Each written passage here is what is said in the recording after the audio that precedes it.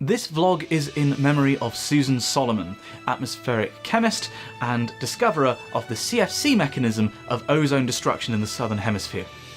She isn't dead, I just need to remind myself who she is.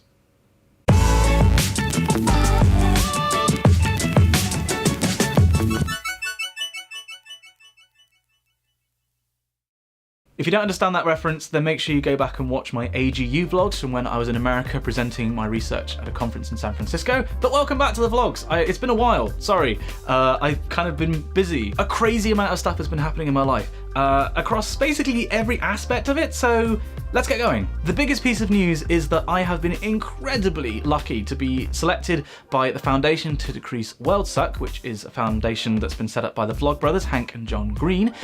And they've given me incredibly generous financial support to buy equipment for this channel. So I have a new camera. I'm not using this to film it because when it shipped, they didn't include a charger. Thanks for that. But I've got a whole bunch of new equipment. This new camera, this microphone, a green screen that I definitely didn't spend 7 minutes trying to fold back up after I popped it out for the first time. The new lens that you're watching me through, and a whole bunch of other equipment. And I can honestly say I never ever thought that I would be receiving funding from the Vlog brothers or that they'd even watch one of my videos. So, you know, this is only possible because of the people that watch these videos, so thank you so much. Now I've got to put this stuff to good use. With that in mind, there's going to be a video coming out, I think this week, on what's going to be coming out on this channel, and where I talk about my plans for the channel and what I think Simon Oxford is basically going to be all about. But also I'm really excited to say that I am making a short film. There's a society here at Exeter called XTV, and I'm working with a bunch of really talented people to make a short film. Between me, my experience and my new flashy camera, I'm going to be the director of photography for this film, and that'll be coming out sometime in the next couple of weeks. When I know more about that, I'll let you know. The other big thing that's been happening is singing related. So many of you know I sing in my university's chapel choir. I'm a choral scholar here at Exeter, and we are making a CD. It's got an amazing repertoire on it, ranging from the, I think, 15th century to the 20th century, going from Allegri's Miserere to stuff from the King Singers. And in the middle of that, there's a piece called The Turtle Dove by Ralph Vaughan Williams. And in it, there's a whacking great big baritone solo at the beginning and at the end. And I'm doing that. So I'm gonna be a CD recorded soloist. Which is crazy, and when that becomes available I will let you guys know. That's gonna happen. I'm really excited. And also, talking about chapel choir news, we are going to be going on tour this year to Italy. Now some of you will have seen the videos I did last year where we went to Germany and we went to Stuttgart, Ravensburg and Friedrichshafen. Go and watch the vlogs if you haven't already, because I'm really proud of them. I think they're some of my best videos. Now, we are funding ourselves going to Florence this year. Last year we were very lucky to have the support of the chaplaincy. This year we don't have that money, so we are raising it ourselves. There is a donation link down there in my pants. Oh, hello. And if you would like to support us, even if it's just a few pounds, dollars, yen, whatever, it'd be incredibly appreciated. And if you leave a donation message saying that you came here from this video that Simon sent you, I'll make sure that we record something in those vlogs from Florence to say thank you, because, you know, it's only through those kind of donations that we can go. So thank you. PhD watch time.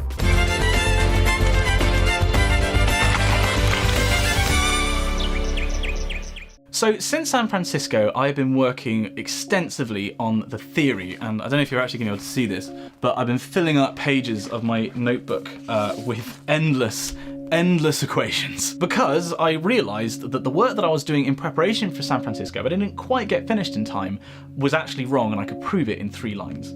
A bit sad, but I'm also kind of pleased that I've got to the stage where I can just look at it and go, oh no, you can dismiss that with, you know, this argument. It's also an opportunity to start again, which I've done repeatedly in this book. And effectively what I'm doing is I'm working with the full equations that govern how air moves over the Northern Hemisphere. And I'm simplifying them down and saying, how simple can they be and you still get a meaningful answer? How can you, that still explains the phenomenon we're looking at? And the simplest case, you can prove pretty easily that you get nothing. You can't show anything with those equations in terms of the phenomenon we're looking at. And what I'm currently looking at is the next stage up in complexity. And just today, in fact, in here, I've got to a partial differential equation in 2 variables. It's only second order, actually, that I'm going to be solving and hopefully proving that it's either 0 or something that's interestingly not 0. And then the next stage is simulating that. And the other big bit of PhD news, I'm going to be presenting it in Vienna. I'm going to the EGU, which is the European Geosciences Union, and presenting my work, hopefully in a talk, and at the same time, I'm going to be on a panel. I'm going to be on a panel talking about social media in academia, talking about my vlogging, talking about tweeting about science, and generally, yeah, answering questions from other scientists about how to engage with the public. And wouldn't be possible if not for you guys and you watching me and engaging with me, so thank you so much. My life is really quite awesome at the moment. Well, I say it's awesome. I've got to solve this equation, and I've got about 76 days, I think, from now to get that written up. And then I've also got a thesis chapter due in like a month, which, yeah, the deadlines are coming thick and fast at the moment. But I get to do awesome science and play with equations that I kind of fell in love with in my third year every day. So I can't really complain. Time for what Simon is reading. I want to kind of do this as a regular segment where I talk about the books I've been reading because you guys really liked the video I made talking about my favourite books. So recently I read the Waterloo book that I started talking about in that video. I can attest now, I demolished it in the flight over to San Francisco. It is probably the best historical account I've ever read. It was absolutely gripping. If you like historical, particularly military history, it's essential. Read it. I'm halfway through Consider Phlebas. It's actually quite hard going. As somebody commented on the video, it takes you a while to visualise what Ian M. Banks is talking about. I've never known a book with this kind of imagination. It's really good, and it's different sci-fi to what I've read before. And then in a supreme display of willpower, I caved and bought 2 new books. I bought What If by Randall Munroe. This is actually a book based on the blog. You probably know him from XKCD, like the most famous geeky webcomic there is. He also did another blog called What If, where he answered silly scientific questions with serious answers. And I can honestly say, if you're thinking of applying to Oxbridge for a science subject, read this book. And I also got this book called Infinitesimal, which is about the development of calculus and how it was kind of heretical. I haven't started this yet, but I've been thinking about making a video about this for a little while, so if in a couple of months a video pops out, you can probably blame this book. Let me know in the comments, by the way, if you're reading anything that is particularly gripping you at the moment. Lastly, I want you guys to interact with me a bit on this one. There's 2 things that I want you to do.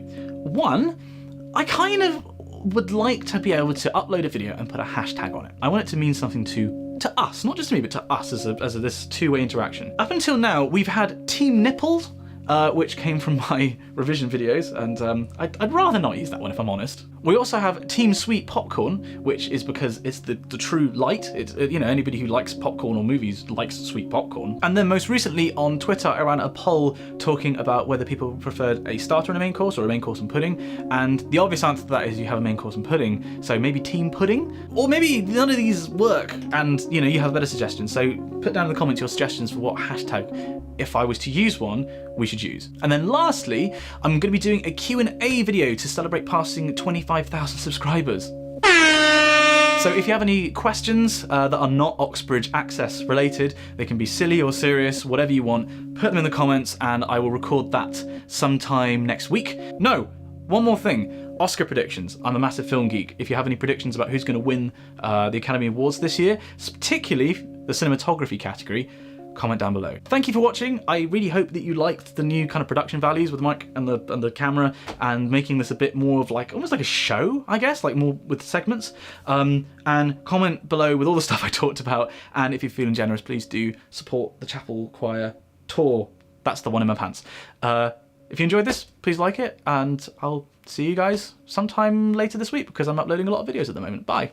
So whilst we've been on the very long walk here, we've been able to go past lots and lots of different sections, and it's worth pointing out that the diversity of science here is incredible. So we just went past climate change solutions, forest ecology, hang on.